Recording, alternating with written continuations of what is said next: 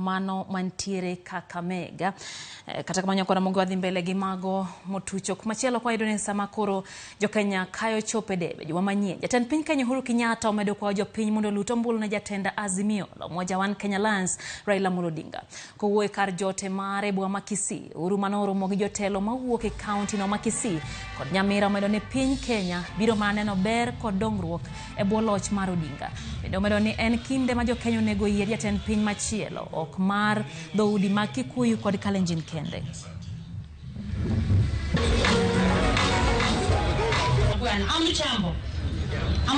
Unapoondoka sumuza na Raila. Tunapoendea kwa kura mwambie wa Kisii wote nilikuwa kule tarehe 3 mwezi wa 8 wakasema ndio peke yake. Tena umwambie afikirie hawa watu wetu wabaki kwa kazi zao. Na nilisikia wengine wakisema, nikasema unajua mimi sipendi kutusi mtu yeyote. Lakini kuna wengine unaweza kukubaliana na mtu, mengine unakataa. Tuliambiwa siku nyingine ya kwamba nilisikia swali, mtu akiulizwa swali juu ya kitu na akajibu akasema ni mshenzi peke yake hawezi kubadilisha fikiri. Mimi nikapiga makofi sana, nikasema hiyo ni point. Hiyo ni point mzuri sana. Kwa sababu ni kweli ni mshenzi peke yake hawezi kubadilisha fikiri. So hata mimi nimebadilisha fikira kwa sababu mimi pia sio mshenzi. Ama ni namna gani?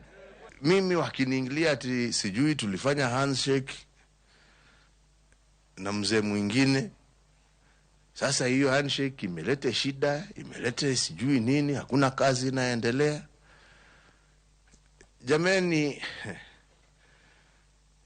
tumeweza kuyafanya mara 3 yale tulikuwa tunafanya wakati gurudumu zilikuwa zinangolewa.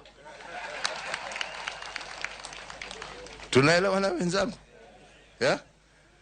Kutoka wakati niliweka huyu ndugu yangu huyu Matiang'i kuwa chairman, mikutano inaendelea, na sio mikutano ya kuuliza nani anapatiwa contract, ni mikutano ya kuuliza kazi hii imefika wapi na itamalizika siku gani ndio rais akuja afungue.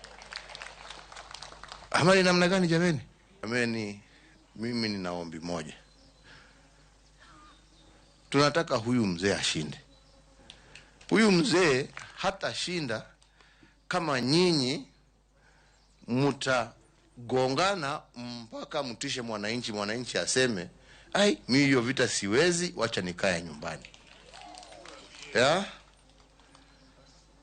Kila mtu aombe kura kwa amani.